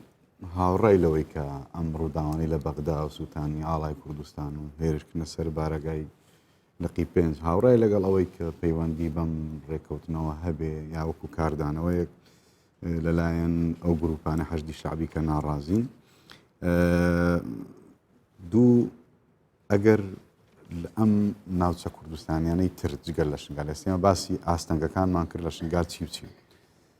جگەل لە شنگال کە ئەو تایبەتمەندی هەیە ناوچەکانی تر دیارترین لەمپەر و ئاستەنگ چییە لە بەردەم ڕێککەوتنی ئەو دوو حکوومەتەیە بزم بۆ کەرکووک بۆ خانەقین بۆ سعدیە بۆ مەخمور بەڵێ طبعاً من هاوڕام لەگەڵ قسەکانی دکتۆر چونکە حەشدی شعبی یەکێکە لەو هێزانەی کە لە شنگالدا بوو و شنگالی بەڕێوە دەبرد دوای ئەو ڕێککەوتن نامەیە گورزێکی گەورەیان پێکەوت بەڕاستی و چون هێرشیان کردە سەر بارەگایەکی حزبی گەورەترین حزبی کوردستان بڵین کە بەڵێ گەورەترین حزبی عێراقیش کە لە ڕووی کورسیەوە پارتی لە پەرلەمانی کوردستان دەتوانین بڵین لە کوردستانیەکان لە عێراقیش زۆرترین کورسی هەیە ئەمە چی دەگەینێت کە ئەوان هێرشیان کردوتە سەر بارەگای حزبی پارتی چونکە حزبی پارتی هەمیشە خاوەن قەزیێنەتەوەیەکانە خاوەن قەزیەی کووردە خۆی بە ساحێبی کورد و کوردستانیان دەزانێت بۆیە ئەوان ئاڵای پارتیان نەسووتان ئاڵای کوردستانیان سووتان لە ناو بارەگای حزبێکی گەورەدا چونکە دەزانن کە قەزیێنەتەوەیەکان لای پارتی دیموکراتی کوردستان هێڵی سوورە چەندین بابەت هەبووە سازشی لێ کردووە لەسەر ئەوەی کە قەزیێنەتەوەیەکان وەکو خۆی بمێنێت بۆیە ئەوان پەنایان برد بۆ سووتاندنی ئاڵای کوردستان و دیسان لایەنە نێو دەوڵەتیە گرنگەکان ئەوانیش ناڕزاییان دەربڕی سەفارەتەکان بەڵێ ناڕزایەت بەڵام وەکو ئەوەی کە مەبدەئی پارتی چی دەوێت ئەوان چون ئەو شتیان کرد مەبەستەکەی من لەوەدایە ئەگینا دیارترین کێشەکانی ژەگەر بەشی دووەمی پرسیارەکە دیارترین کێشەکان لە ناو جگە لە شنگال بەڵێ جگە لە شنگال هیوادارین ئەو ڕێکەوتنە جێبەجێ بکرێت و جەنابەت باست لە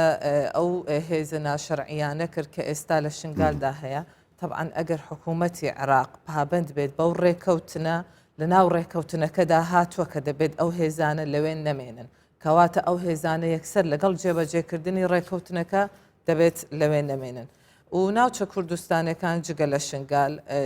تقریبان بڵێن هەمووی دۆخی وەکو یەکە هەمووی لە بارودۆخێکی نالەباردایە ئەو هێزانەی کە ئێستا لەوێ بە حیساب پارێزگاری لەو دۆخی ناوچە کوردستانیەکان دەکەن بەعکسەوە زۆر جار دەتوانین بڵێن چاوپۆشیشی لێ دەکەن بەرامبەر بەو هێرشانەی کە لەلایەن داعشەوە بەرامبەریان دەکرێت و ئەگەر دیقەت بدەین ئەو هێرشانەی کە بۆ پارێزگاکانی عێراق دەکرێت زۆرترینیان بۆ ناوچە کوردستانیەکانە زۆرترینیان بۆ ئەوەیە کە خەڵکی ئەو ناوچانە لەوێ ناوچەکانی خۆیان بەجێ بهێڵن ئەوەش دەبێتە هۆی گۆڕینی دیموگرافیا لەو ناوچانە و هەروەها ئەگەر ئەوان باسی سەرژمێری دەکەن یان باسی هەڵبژاردننی پێشوەختە دەکەن ئەوە هەمووی زەرەر بە کورد دەگەێنێت لەو ناوچانە چ لە ڕووی ژمارەی کورد نشینەکان بێت چ لە ڕووی ژمارەی ئەو کورسیانە بێت کە کورد لەو ناوچانە دەهێنێت کەواتە نەبوونی ئارامی لەو ناوچانە نەبوونی سەقامگیری لەو ناوچانە هەمووی وەکو یەکە و هەمووی ئەو کێشەیە کە ئێستا لە ناوچە کوردستانیەکانماندا هەیە ینی بەگشتیام ناوچانە هەمووی ئارامن و نائارامن و لە دوای 16 ئۆکتۆبرەوە دوای ئەوەی بە تایبەت کە هێزی پێشمەرگە لەوێ نەماوە ئەو بۆشاییە ئەمنیەی کە لەوێ هەیە و ئەوان ئەو نەبوونی هێزی پێشمەرگیان قۆستۆتەوە بەوەی کە ئەو هێرشانە لەو ناوچانە بەردەوام بێت چونکە هێزێک نییە لەوێ بەڕاستی ڕێگری بکات لەو هێرشانەی کە هەیە هەموو جۆرە تاوانێکی زیادی کردو لەو ناوچانە هەموو جۆرێک یعنی لە تعریبەوە بیگرە کە تاوانێکی سیاسی گەورەیە هەتا ڕفاندنی مناڵ هەتا کوشتن هەتا مشکلەی هەتا عشایری و ئەوانەش سیارە دزین ئەوانە هەموو ئەو تاوانانە زیادیان کردووە کاک سعی شتێکی گرنگ حەزەکەم باش لەسەری بۆستی و قسەی زۆر لەسەر بکەین ئەو گروپە نایاسایە چەکدارانەی کە ئێستا لە ناو شنگالان ئەوانە هەوڵێکی زۆر بێوچانەدەن هەوڵێکی بەردەوام ئەدەن بۆ ئەوەی کە کۆمەڵگەی ئێزیدی پەرتکەن دابەشیکەن بەسەر بۆ چوونی جیاواز بۆ حتا خەریکە دەستکاری تەدەخولی کاروباری ئاینی ژەکەن کە بەڕاستی پێش ئەم ڕووداوانە کۆمەڵگەی ئێزیدی کۆمەڵگەیەکی یەکگرتووی تەواو و هەمووی لەژێر سایەی با بڵێن ناوەندە بەرزە ئاینیەکان هەبوون کۆمەڵگەیەکی یەکگرتووی تایبەتمەندی خۆیان هەبوو ئێستا ئەوانە هەوڵێن جاری وایە لە خۆیانەوە ماوەیەک شنگالیان ناو نابوو کانتۆنی شنگال تەدەخولەکەن مەسەرەن هەندێکیان خەڵگەین و ئەیکەنە چەکداری حەشدی شعبی ئەیکەنە چەکداری خۆیان هەندێک جار تەنانەت ماوەیەک هەوڵیانەیە میریشدانن لای خۆیان ینی کە دواتر خۆشبەختانە کۆمەڵگەی یەزیدی ئەوەی قوبڵ نەکرد ئەم ڕۆڵە خەتەرە چیەکە لە ناو ینی دەستوەردان لە کاروباری کۆمەڵایەتی و ئاینی ئێزیدیان بله هەلبەت کێ ئەو هێز ئانی کێ ئەو هێزت شەرعی ئانینە دەڤرا شنگالی چێ بێژن هێزت پەکەکەی بێنیان هێزت حەشدا شعبی بن هەلبەت حکوومەتە عێراقیانی حکوومەتە عێراقی پەکەکە هاندا هەکە بێ دەرباسی دەڤرا شنگالی ببێ و دەڤرا شنگالی دە ببینێت چ ڕەهاندا هەکە بێتە دەڤرا شنگالی دا ئیدی ببیە ڕێگرل پێشیا هەکە شنگال ڤەگەڕی هەمبێزی کوردستانی بمینێ بسەر عێراقی بە ئەم مەقسەدا حکوومەتە عێراقی بوو دا ببیە ڕێگرل پێشیا پارتی و سەرکرداتیا کوردستانی کە ئیدی شنگال بە نەگەڕی هەمبێزا کوردستانی وەکو دەڤەرەکە دابڕیای جغرافیەتە کوردستانی ئەو هەتا نوهژی موچە و چەکداری دوان حکوومەتە عێراقی ژیرە تەئەمینت کە یعنی حکوومەت ساحە ژیرە خۆشت کە حکوومەت موچە ژیرە تەئەمینت کە بەلکی حکوومەت ئەجنداینا نیشاوانت دەتبیژێ هون لێ دەڤێت vێوان ئەجندا جێبجێ بکەین دامەتەن ئەف دەڤەرش کوردستانیەتێ بێتە بە بڕین و خەڵکی vê دەڤەرش کوردایەتێ بێتە قوتکردن بجا ئەوژی پێ ئەجنداتێت چێت عێراقی بن چێت ئیران بن چێت خۆی تایبەت بن هەلبەت کارنا نێف جڤاکای زیدی دەتکن هەکە دووری ژینگەها جڤاکای زیدتاینە مەثلەن عالی ئاینی و هەلبەت پەکەکە خوا حسابت کە وەکو پارتەکە کۆمۆنیست ئاشوعی ینی بەروی الحادی وان و جڤاکە ئێزیدی ئەبەر و تەدەینە نەبەرویە تەدەینە ئاتوندڕەویە جڤاکەکە گرتیە ینی نە دینەکی تەبشیری هەتا بژی خەڵکەکی هان بدە بێتە نەڤێزیتە هەما ئێزیدی بەسل ستارا خۆت گەڕین دوێن بەس ئازاد بن هەکە ژیانە خۆ ئاسایی بۆ تایبەتمەندیاوان ئەپارێزراو بێ بەس مخابن ئەف هێزیت هەکە نەشەرعیەت هەکە هاتیینە نێف جڤاکای زیال دەڤەرا شنگالێ بەهوەر بکال سەروی وەتەریژی کارتکن هەکە وەکە گوتی شیرازە جڤاکی ئێزیتایی ژێک ببن چش ئالیانی بەبێ چش ئالیێ جڤاکی بەبێ تشنت دووری ژینگەها ئێزیدیا ڕوودان مەثلەن گەهشتنا کەچا وەکو چەکدارە نێڤ ڕیزیت چەکدارێت پەکەکێدا بەرنا زارۆکێت هەکە هیچ مەثلەن عەمریوان نەبوویە 18 ساڵ وەکە گوتی نەگەشتینە ئاژیێ قانونی گەهشتینەوان بڕاستی جدای وێ برینا کوورە هەکە دلێ خەڵکەکی و جەستەی خەڵکەکیدا درست بووی جدای وێ هەلوەشیانە سایکۆلۆژیەتە خەڵکەکی نەفسیاوان ئەگەرێ سەدمە ئاجینۆسایدێ ینی پەکەکە هاتوو بووە سەربار و برینا ئایزیدیا مخابنی بە قوڵتر کرد ینی مەدگۆ وێ بیا پالپشت هێزت کوردستانی وێ بیا ئەلبن چەترا ئاسیبەرا وەزارەتا پێشمەرگەدا وێ بژێ هونچە ئەمرتکن ئەم ئامادەینە وەکو چەکدارێت کورد ئەمژی هاتیینە هاناوە وەکو و نەتەوایەتی وەکو مرۆڤاتیم هاتیینە هانا خەڵکی خۆی شنگال بەس مخابنی ڕۆژە هەکە ئیدی سەرکرداتیا کوردی گۆ ئیدی شنگال ڕزگار بوو vێجا معنەیەکە هەبوونەوە ئەلێ دەرێ نەمامەد بێ هون بەگەڕینە ئەمەدانە خەباتە خوا درست مخابنی بە کەدنە بن ڕکێفە ئەجندایەت ئیران و عێراقیدا گوت ناوەلا مێل دەڤەرێ مینن و مەشەهید داینە و دەڤەردەڤەرەمەیە و ئیدی ئەمێ ئیدارەیەکە خۆسەرش خەڵکی درستکن و ئەف خەڵکێکە گەهشتێژی بەهوەر بکە پایا بیترش خەڵکێکە گەهشتێتێ هەمووش هەژاری و بەلەنگازیە ینی ژیارەکە زەحمەت خەڵکت بەسرە نەموچە هەیە نە وەسائلە دیت نە زیرەعەت مایە نە ئابەدانی مایە بێجا خەڵکەکەش مەجبوری زارۆکێتوان احتیمالەت گەهنێتێ مەثلەن هەیڤێ سێ وەرەقا و شالی حکوومەتە عێراقی بە تێتە تەئەمینکردن باوەڕ بکە هەکە هاتوو مەثلەن وەزارەتا پێشمەرگە گۆتە وان خۆرتا دێکا وەرە مەدەلیڤەش وەرە پەیدا کردی وەرنە نێفێزێت پێشمەرگە و بیتر و هونێ وڵاتی خۆ دەبن و ئەمژیکێ وی تشتێکە ژوەرە تامین کرد و زیدەتر ژوەرە تامین بەهۆر بکە ئەس بەهۆر ناکەم ڕبعی وان هەکە ناز بیژمەتە یەک بیڤە نەمینێز بار ناکەم ڕبعی وان کە سال بال بمینێ وێ بەگەڕینە دیسە وڵاتی خۆ و ژیارەخوا ئادرستی و ئاسە ڕاست بڕێ ببن لێ مخابنی بە مگوتەتە ڕەوشەکە وسا درست بووە ژیارە خەڵکەکی زەحمەت کەت یا خەڵکەک محتاج بووە لۆمە ئەبێت هەکە بانت گەهینە ڕیزت خوا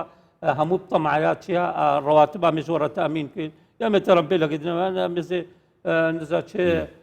دمەوە هەتا بخۆڤە گرێ بدن ئینشاء الله هەکە ئەڤڕێکەفتن بدرستی و بنیاتێت درست نیاتێت درست لازمەش عالی حکوومەتە مرکز ببن نیاتێت حکوومەتە ئا کوردستانی هەردیمت درستن هەردیم حکوومەتە کوردستانت بژێ کە ئەمێ بزمانی دیالۆکێ ئەمە پێی دەستور بێ ئاریشا شنگالێ و دەبرێت دێت دابڕیاش کوردستانی چارەسەرکردن مخابنی و هەموو حکوومەتێت هاتینە سەردەسەلاتە عێراقی نیاتێت وان نەدرستن جێبجێکردنا بێ مادی بێجا ئەم هیڤینە سەیدای کاظمی نیاتێت وی بێجارێت درست بن و ئەف ڕێکەفتن بێتە جێبجێکردندا خەڵکەکژی کاربێ دڵتەسەل بەگەڕیا جێ وارێ باو و باپیرێت خوا و کاربێ ژیارەکە درست بەهوەری بخوا و دەردۆرا خۆمەگۆ وڵاتی خوا ببەسەرە هیوادارین کۆتایی بە هەموو ئەو معاناتە بێ کە من دڵنیام جەنابەت هێشتا کەمت بود معاناتی زۆر گەورەتر هەیە هیوادارم لەڕێ ئەم ڕێکەوتنەوە کۆتایی بە معاناتە بێ من ئەمێ زۆر باسی ئەوە بکەم کە بۆچی گەڕانەوەی شنگالی ڕەسەنەکان بۆ شاری شنگال بۆ زێدی خۆیان بۆ خاکی خۆیان بۆ ئێمەی کوردستانی گرنگە من بەلای منەوە لە ڕووی سیاسی نەتەوەیی و مرۆیەوە زۆر گرنگە شنگالیەکان خوشکوبرایانی ێزیدی و هەندێک تاکوتەرای ینی هەندێکیشی کوردی شیعەش هەند کوردی موسڵمانیش هەن لە شنگالین ئاوارە بوون بە هەمان شێوە ئەوانیش بەڕاستی هەموو بگەڕێنەوە سەر زێد و خاکی خۆیان کاڵم گرنگە بۆ ئێمە هەر گرروپێک خۆی بە کورد بزانێ هەر هێزێک هەر حیزبێک خۆی بە کورد و یا کوردستانی خۆی وا ناو نابێ ئەبێ لەگەڵ گەڕانەوەی لەگەڵ ئەم ڕێکەوتنە بێ و چونکە ئەم ڕێکەوتنەوە ئەبێتە هۆکاری گەڕاندنەوەی لە ١٨ خەڵکی شنگال کە ئاوارە بوون کە هەموو خوشکوبرای ئێمن و ئەوەی کە دژی ئەم ڕێکەوتنە ینی دژی گەڕانەوەی ئەو خوشکوبرایانێ و حەزەکە ئەوانە تا ماون لە ناو کەمپ و چادرا بژین و خۆشیان لە ناو ئەو فۆزا و دۆخەنە ئاسایی ئێستای شنگالە درێژەوە بە بەرژەوەندیەکان و خۆیان و بەو ئەزیندایە بن کە کاری بۆکەن منەمێت دوو نمونێ زۆر مێژووی گرنگ ئەی کوردستان لەسەر ئەوە باسکەم کە بیسەلمێنێ بە دروستی کە گەڕانەوەی شنگالیەکان ئێستا چەند گرنگە بۆ شنگال تەمەن لە چوارچەوەی ئەو ڕێکەوتنەوە دروستبوونی دڵنیایی ئەمنی هەموو شتێکی یەکەم نمونە ساڵی 1970 کە من لە ئەرشیفەکانە بینەوە ساڵی 1970 وەختەی حکوومەتی عێراق و سەرکردایەتی شۆڕشی کوردستان بە ڕابەرایەتی مەلا مستەفا بارزانی نەمر لەناو لە سەروبەندی جێبەجێبوونی ڕێکەوتنامەی 11 ئاداری ساڵی 1970 بوون ساڵی 1970 لە 25 بارزانین لەو وەختە تعریبی ماوەیەکە چەند ڕۆژێکە تعریبی شنگال دەست پێیەکە یعنی لە ناو ڕێکەوتنامە 11 ئازارە لە شنگالەوە تعریب حکوومەتی عێراق تعریب دەست پێیەکە هەندێک گوند تێگەدا بە دڵنیاییەوە کاک سعید ئەو مێژوەی لە ئەزانێ هەندێک گوند تێک دەدا و عەرەبی هاوردەی بۆ هێنێ بۆ ناو سنووری شنگال ئەو وەختە بارزانی نەمر بانگاوازێکی گەورە بۆ هەموو کوردستانیانەکە لە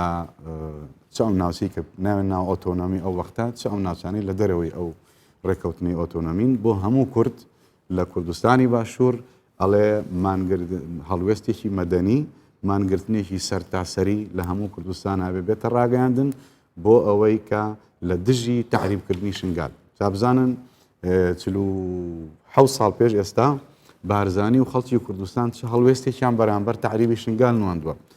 ئەو ڕۆژە کە من هەندێک وێنەی کەرکووکیشم بینیەوە لەو ڕۆژەیە ئەو ڕۆژە هەموو کوردستانیان کەس ناچێتە سەردەوام کەس ناچێتە سەر ئیشی خۆی مەگەرێکی خۆفرۆش بێ نازانم چی بێ ئەگەر نە هەمووی لەبەر ڕۆشنایی بانگەوازی بارزانی نەمر مان ئەگەرن و ناچنە سەرکار و خانەقین و سعدیە و جەلەلا و کەرکووک و هەموو ئەمانە ژەگرێتەوە تا شنگالیش ئەگرێتەوە و من کۆمەڵی وێنەی کەرکووکم بینیوە لەو ڕۆژەیە کە هەموو دوکانەکان داخراون ناو بازاڕی کەرکووک ئەم هەڵوێستا یەکێکە لە هەڵوێستە مێژوویەکان بۆی بزانین کە شنگال بەشێکە لە خاچی ئێمە و خەڵکی شنگال بەشێکن لە خەڵکی ئێمە بۆیە گرنگە بگەڕێنەوە سەر زێدی خۆیان چونکە ئەبێ بزانین کە شنگال بەداخەوە شنگال ئەو وەختا ئەبێتە کوردستان بێ خەڵکی شنگالی لێبژی کە خوشکبرە یازیدەکان و خاچی ڕەسەنی خۆیانە بە درێژای مێژوو ڕووداوی دووەم نمونەی دووەم مێژووی ساڵی 1990 ئەو وەختەی کە ڕاپەڕین ڕوئایات و دوایش ڕژێم بگەڕێتەوە هێزەکانی هێنێتەوە و خەڵک وەکو هەڵبەست بەرگرتنێ کۆڕەوێکی ملیۆنی دروست بوو کە هەمومان تیا بەشدار بووین ئەو وەختە کە لێرە ژیابێ تای بەشدار بە لەو کۆڕەوەیە ملیۆنێک زیاتر خەڵک چووە سنوورەکان بەرەو کۆماری ئیسلامیێران و بەرەو تورکیا و چوونە ناو کەمپەکانەوە یان هەندیشیان لەسەر سنوورمانەوە لە ژیانێکی زۆر سەخت و ناخۆشە ئەو وەختە سەرکردایەتی بەرەی کوردستانی کەوتە دانوستانن لەگەڵ ڕژێمی بەعس و لەگەڵ خودی سەدام حوسێن کەوتنەوە چەند شاندێک ڕۆیشت و خۆشبەختانە لە ئەنجامی ئەو دانوستانە خەڵک گەڕایەوە بۆ ناو کوردستان و لە چیتر لە کەمپەکانە نەما ئەو وەختە دیمانەیەکی ڕۆژنامەوانی لە سەرۆک بارزانیان پرسی کەوتیان کە ئەم هەموو حکومەتی بەعس ئەم هەموو تاوانەی دژکردن دوایی ئەوە ڕاپەڕینتان کرد دوایی خەڵک کۆڕەوی کرد کۆڕەوی ملیۆنی معنای چی بوو ئەم دانوستانە لەم کاتەیە لەگەڵ ڕژێمی بەعس سەرۆک بارزانی وەڵامێکی دایەوە کە ئەتوانم بە تەواوەتی ئێستا بیبەستمەوە بەم ڕووداوی ئێستای شنگالەوە وتی ئێمە کە ئەو دۆخەمان بینی کە مە ملیۆنان خەڵکی ئێمە لە ناو کەمپەکانان هەستمان کرد خەریکە پرسی نەتەوەی و سیاسی کورد پرسی خاچی کورد زەوتکردنی خاچی کورد ئەبێتە پرسێکی ئینسانی خەریب بوون دەوڵەتان خەریکی ئەوە من نان و ئەو پیاکەن بۆ کورد لە زیاتی ئەوەی کە خەریب و معنای خەباتی ئەمەژە گۆڕا بۆی بێتە خەباتێک بۆ بەدەستهێنانی نان نەک بۆ بەدەستهێنانی مافە نەتەوەی سیاسی و ئەو خاکە زەوت کراوەمان بۆیە ئەو قسەی سەرۆک بارزانی کە من هیوادارم وەکو نەخش هەڵواسرێ بۆ ئەوەی قەزەی شنگالیش نەبێتە قەزەیەکی ئینسانی چونکە ئێستا کراوەتە قەزەیەکی ئینسانی ینی چۆن نان و ئاو پیداکەی بۆ خەڵکێک کە لە خاچی خۆی دەرکراوە بە هۆکاری سیاسی بۆی ئەم قەزەیە بە قەزەیەکی ئینسانی نەمێنێ ببێتەوە قەزەیەکی سیاسی ئەم ڕێکەوتنە ڕۆڵێکی گرنگی هەیە و گرنگیشە هەر هەمومان گەورە تا بچووکمان هەت چاوەڕێ حکومەت نەبین ئێمەش خەڵکیش هاوڵاتیش بە پێی توانای خۆی کۆمەکی خۆشکوبەرایان کا بۆی بگەڕێنەوە دۆخێکی ئەمنی وا دروست بێ کە ئەوان بە دڵنیایی بچنەوە سەر زەوی و زار و کشت و کاڵ و کەسابەتی خۆیان من ئەوەی کە بەلای منەوە گرنگە ئەم ڕێکەوتنە لێ بکەوێتەوە ئەوەیە کە ئێمە ئەو تەحەدیاتانەمان لە بەرچاو بێ کە نەک چارەنووسی ئەو ناوچانە بە دیوێک لە دیوەکانە لە مەترسیدان بەڵکو ئێمە تا دێ هەڕەشەکان و بوونی ئێمە لەگەڵ قەوارەی فیدراڵی عێراقا هەمیشە هەڕەشەی لەسرە چونکە ئەو ڕووداوانەی کە لە 7 ئۆکتۆبەرا ڕوویدا ئێمە لە ساڵیادی 16 ئۆکتۆبەرا بووە بۆ ئێمە پەیامێکی ڕوونی تایە ئەویش ئەوەیە کە ئەو زهنیەت و مێنتاڵەتەی کە 16 ئۆکتۆبەری خوڵقان هەمیشە تەواجودی هەیە و ئامادەی هەیە کە 7 ئۆکتۆبەریش دووبارە ئاکاتەوە بە دیوێک لە دیوەکانە ئێمە ڕەحمەتی جەنابی مام جەلال هەمیشە فەرموویەتی کە هەوڵی داوە کە بە جۆرێک لە جۆرەکان ئەم تێزەی خۆی بە عێراقەکانی ژەو کاتێک کە سەرۆک کۆماری عێراق بۆ بیگەیەنێ لەوەی کە هەمیشە قسە بە قسە و نووسین بە نووسین جواب بدرێتەوە بەڵام لە ئێستاە ئەگەر گریمان پاساوەکەی ئەو هێزانەی کە ئەو بێڕێزیان کردووە ئەو ناحەکان دەرحەق بە شکۆی کوردستانیان کردووە قسەکانی بەڕێز دێباریش بوو بێ با بە قسە وەڵامی بدەنەوە با بە هەر قسێ بە ڕێگە و شێوازی تر و بە دیوێکی تری شاوەی کە جوان خان باسی کرد ئەگەر تەنها ئەوان هەدەفیان وایە تۆڵە لە پارتی بکەنەوەکو حزبێکی سیاسی ئەمە گرفتەکە بچووکتر بوو بەڵام ئەوان دەرکەوت کە ئەو مێنتاڵەتیە دژە کوردستانی کە ئەوان بوونی کوردستان بە مەترسیەزانن و بوونی قەوارەی کوردستان بە مەترسیەزانن و ئەوان دژایەتی کورد و کوردستانیەکەنەوەیەکە ئەوان کوردستان بە ڕەنگە جیاوازەکانی خۆمانەوە نابینن ئەوان ئێمە بە زەرد و سوور و شین و نازانم ڕەنگەکانی ترەوە نابینن ئەوان ئاڵاکەی ئێمە بینن و ناوەکەی ئێمە بینن و دژایەتێکەش بەڕاستی بۆ ئاڵاکەمانە و بۆ قەوارەکەی ئێمە جا ئەو قسەیە کە بەڕێز مقتەدا سەدر لە دەربڕینی هەڵوێستی خۆیان کە ئەڵێت بەداخەوە ئەو ڕووداوانەی 7 ئۆکتۆبەر دەری خست کە عێراق ئێستا بەدەستی مناڵەوەیە و دڕەندە و گەندەڵ و گورگەکان تایە باڵا دەستن بەدەقوا ئەڵە ئەوە سەرکردەیەکی شیعی باڵادەست وە سەرکردەیەکی سونەی باڵادەستی شفاعق شێخ عەلی ئەڵێت ئەم ڕووداوانە پەیامێک نییە تەنها بۆ کوردستان پەیامێکە بۆ سونەش کە ئێمە هەرچی کاتێک لە بچووکترین ناکۆکی فکریە لەگەڵ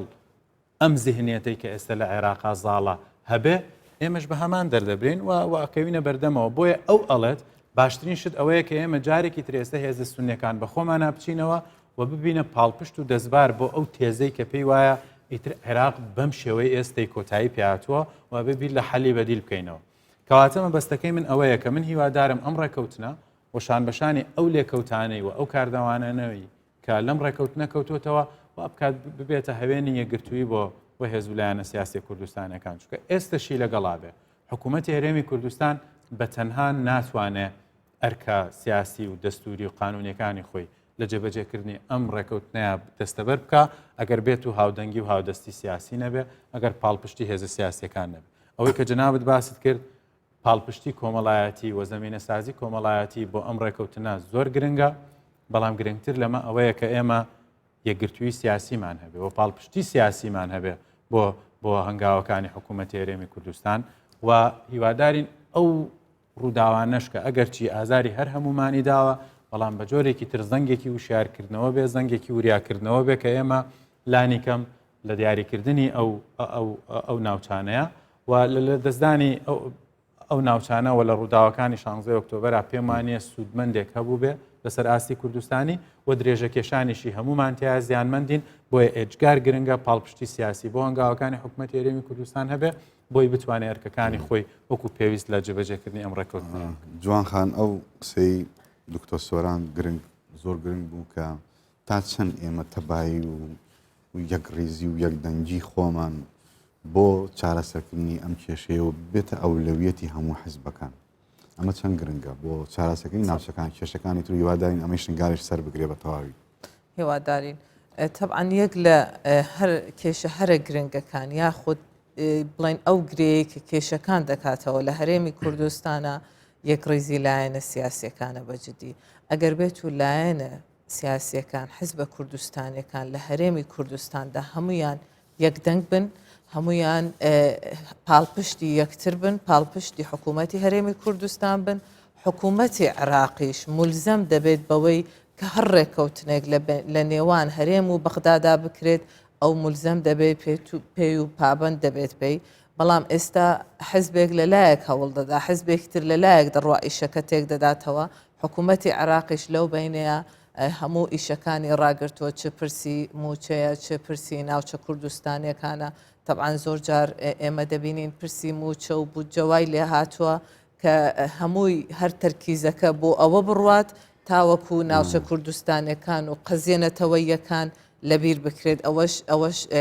بڵێن جۆرێکە لە جۆرێکی تعریبکردن کە عێراق بەرامبەر بە هەرێمی کوردستان بەکاری دەهێنێت بۆ ئەوەی تاوەکو ئەو کێشەیە چارەسەر دەکرێت ئەو لەوێ تعریبی خۆی بکات و هەرچی کووردە لەو ناوچەیە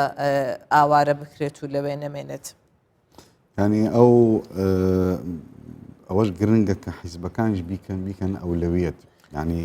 ڕاستە موچە و هەموو ئەوانە هەموو شتی گرنگن بۆ خەڵکی کوردستان بۆ حیزبێکی کوردستان حیزبەکان بیکەنە ئەولەویەت وە پاڵپشتی یەکتر بکەن یەکتر نەشکێنەوە یەکتر شکاندنەوە فیسەبیلی ئەوەی کە قەزیە کوردیەکان لەبیر بکرێت ئەوە کارێکی زۆر خراپ لاوازیشمانەکە بێگومان لاوازمان دەکات کاک سعید ئەو من لێدوانی بەرپرسێکی بەریتانی بینی کە پشتیوانی ئەو ڕێکەوتنەی کرد وتی ئێمە هاوکارە بین لەوەی کە ئەو هێزە نایاساییانە لە شنگال دەرچن و ڕۆڵی ئەو خانمەی ئێستا خات و جنین بلاسخارد کە بە بڕوای من ئەوەی کە من بینیوە لە ناو ڕۆژان و میدیا و چاودێری ئەم دۆخەم کردووە باشترین نوێنەرە تا ئێستا بە بەراورد بەو مشکلە گەورانەی ئێستا هەندە لە نێوان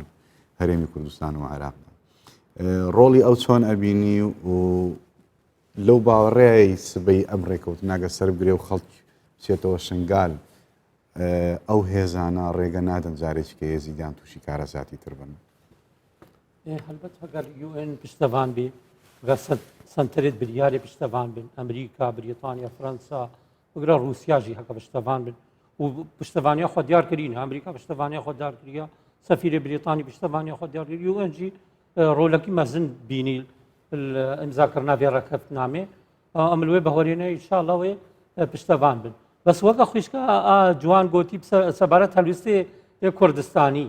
شاغيت وقت ملتك يتبايفي خلقك وي سر دريك جدالتك وشاغيت وقت حزبك بتني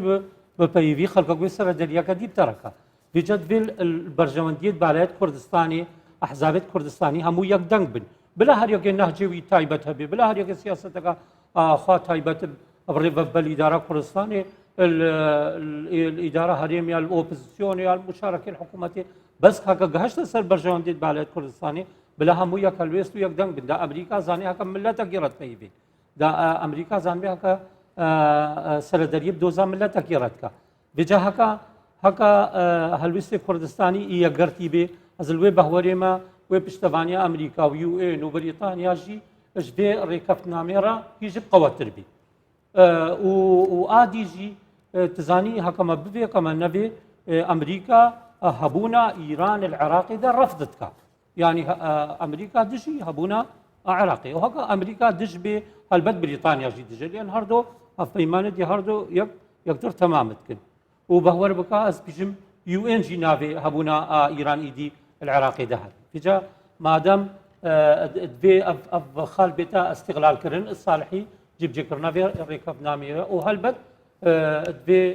قياده كرديجي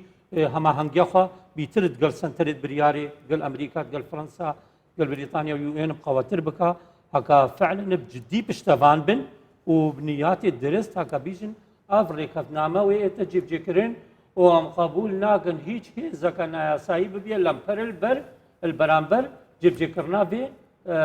الريكفنا باور بكا هكا امريكا بجدي بفي سبب هكا كويش قال دركت هكا يو ان جيب جدي بفي سبب بكا كوي بس هكا بيجن امي هيلن في ده ما ديم صراعات وكيش وكيش في ويشاغي جندات تخد تايبه هين النجم البرجوان دي خلق كردستان وخلق شنقال كارتكن بالكل بي برجونديات خوي تابت كارتكن ماوي ان شاء الله بشتغل برنامج كمان زور چند خولك شي ماوا حزكم هر يكتان ب هر يكمان بخولك او ازاني اما استنگا كان تيا وخاله بهيزا كان ريكوت نامكشتيا استي جشبيني ورجبيني خوتان برامبر جيبوني ام ريكوت نامه دربن دكتور خولك يك بس والله گرنگە ئێمە پیشاندان و وێناکردنی ئەم ڕێکەوتنامە زۆر گرنگە کە ئەمە دەستکەوتێکە بۆ کوردستان بە پلەی یەکەم دەستکەوتی هیچ حزبێکی سیاسی نییە هەنگاوێکی گەورە و گرنگی حکومەت هێرێمی کوردستانە هەنگاوی هیچ حزبێکی سیاسی نییە حکومەت هێرێمی کوردستان حکومەتی خەڵکی تەواوی کوردستانە بە حزبی حکومڕان و بە حزبی ئۆپۆزیسیۆنیشەوە ئەمە جیاواز لە خەباتی پەرلەمانی کە حزبی ئۆپۆزیسیۆنمان هەیە ئەمە جیاوازە بەڵام حکوومەت هێرێمی کوردستان نمایندەی خەڵکی تەواوی کوردستانەکە بە جیاوازی ئاراستە سیاسیەکانەوە جا ئەم تێگەیشتنە بۆی ئێجگار گرنگە و وێناکردنی بەوەی کە بکرێتە دەستکەوتی سیاسی یان بە جۆرێک لە جۆرەکان با بڵێن بە جۆرێک لە جۆرەکان زیانی پێئەگەێنێ و بەربەست لەگەڵ لە جێبەجێکردنیان دروستەکە ئەمن پێم وایە هەنگاوێکی ئێجگار گرنگە بەڵام بەقەدەر گەورەی هەنگاوەکە تەحەدیەکانی بەردەمیشی گەورن چ لە مەسەلەی قەناعەت پێهێنان و ملدانی هێزەکانی حەشدی شعبی و میلیشیاکان بێ چ لە ملدانی پەکەکە بێ بە جێبەجێکردنی و چ لە ئیلتیزامکردنی حکوومەتی عێراقیش بێ بەڕاستی بە جێبەجێکردنی چونکە ئێمە مارانگەستین و ئێمە دەستمان زۆر بە جێبەجێ نەکردنی ئەو ڕێکەوتنانەی کە لەگەڵ حکوومەتی عێراقیە کراوە چزاوە بۆیە ئەزمونێکی تاڵمان لەگەڵ حکوومەتەکانی عێراقا هەیە و من هیوادارم گەشببینم بەوەی کە ئەو قەناعەتەی ئەم جارە دروست بۆ جیاوازە بەڵام هیوادارم کە سەرنجام ئەو ئیرادەیە سەر بکەوێ بەسەر ئاستەنگەکانە وەگەرنا ناومێدیەکی زۆر گەورە بۆ دانیشتوانی دیکەی ناوچە کوردستانەکانی دەرەوە ئیدارەی هەرێم دروست طبعا باسی گرنگی لە موقع جغرافی و جیۆسیا لە ڕووی جیۆسیاسیەوە شوێنی شنگالمان کرد ئێستا بەلای حکوومەتی عێراقەوە گرنگە بەلای حەشدی شعبیەوە گرنگە بەلای پەکەکەەوە گرنگە بەلای هەرێمی کوردستانەوە گرنگە بەلای ئەو قواری ڕۆژئاوای کوردستانیشەوە گرنگە بەلای سووریا و تورکیا و ئێران و تەنانەت ئیسرائیلیش چونکە لە ئەوەی دکتۆر سۆرانوتی لە سەر چیای بەرزترین نزیکترین مووقع لە خاکی عێراقەوە بۆ ئیسرائیل چیای شنگالە و بە تایبەتی ئێستاش سەکۆی ساروخەکان ماون لە نزیک مەزارگەی چلمێرە. بەلای هەمویانەوە گرنگە، بەڵام من ئەوەی کای بینم بە تەنیا سەرکردایەتی سیاسی هەرێمی کوردستان لەبەر ئەوە لە خەمی شنگالە لە بەرەی خاچی کوردستان و خەڵکی شنگال خەڵکی کوردستانن. ئەگەرنا هەر هەموو ئەو گروپانەی تر هەر یەکە و بەرژەوەندی و ترسێکیان هەیە لەناو ئەوانەیە. تەنیا هەرێمی کوردستان لە پێی ناو خاکە ئەو ململانەیە ئەکات و بە دڵنیاییەوە نەپەکەکە لە شنگالە لەبەر ئەوەی پێی وایە شنگال خاچی کوردستانە و هی کووردە و ئێزیدی کوردن لە بەرەوەی بەداخەوە پەکەکە ئاڵای عێراقی هەڵکردووە، پەکەکە یەزیدی بە عەرەب بەزانێ، پەکەکە شنگالش بە خاچی کوردستان نازانێ و لە هەموو ئەدەبیاتیشیانە دیارە لە دوانەکانیانە دیارە. ئی دووەمیش حەشدی شەعبیش بۆ ئەوە لە شنگال نییە کە لە بەرەوەی خاچی عێراق و هی عەرەبە، نەخێر بۆ ئەزیندای ئێران لە شنگالە. بەڵێ کۆتا قسەی من ئەوەیە کە حیزبە کوردستانیەکان هەمویان بەیەک ڕێزی و بەیەک دەنگ بۆ پرسە نیشتیمانیەکان بێنە دەنگ و سازشی لەسەر نەکەن. طبعاً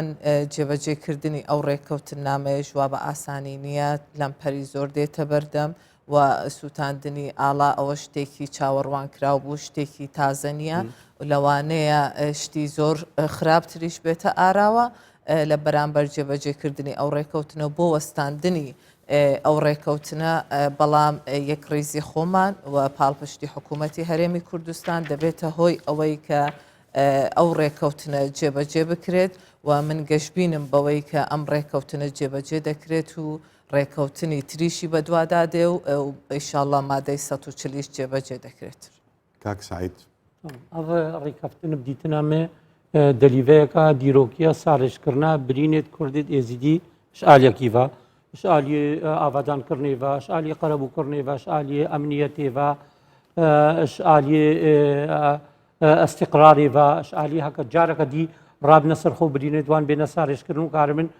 ئەرێنی پشکداری ئاوادانکردنا کوردستانی و بگرە عراقیژی دەبکن هەمان وەختدا